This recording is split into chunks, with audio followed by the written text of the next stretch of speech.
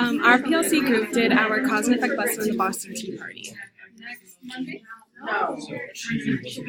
So the lesson objective for our fifth graders would be for the students in room 19 will be able to identify cause and effect through their understanding of the Boston Tea Party and the events that led to it.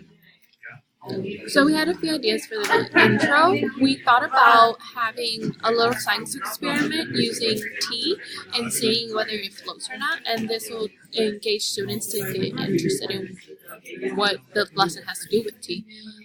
We also thought about a sniff test as well as just seeping tea bags into water. We also thought about using manipulatives to show taxation, so giving students something like plastic coins or stickers, and then saying, well, this is how taxation works using those. We also thought about starting a class market to kind of show the effects of taxation, and just also getting students to imagine themselves in a similar situation using these types of methods. So for presentations, we thought about using Google Maps and then Google Images, comparing contrasting images from then to now.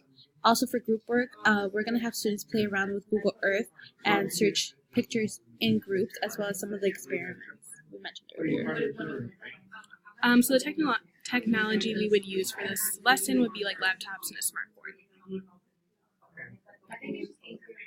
Other materials used, if any, would be tea bags, plastic coins, pencils, papers, notebooks, plastic cups, and napkins.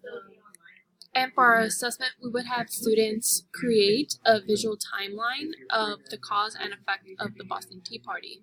So they would be like before taxation, when they were taxed, and then what happened after the Boston Tea Party occurred. And then that's the tea. So we're done.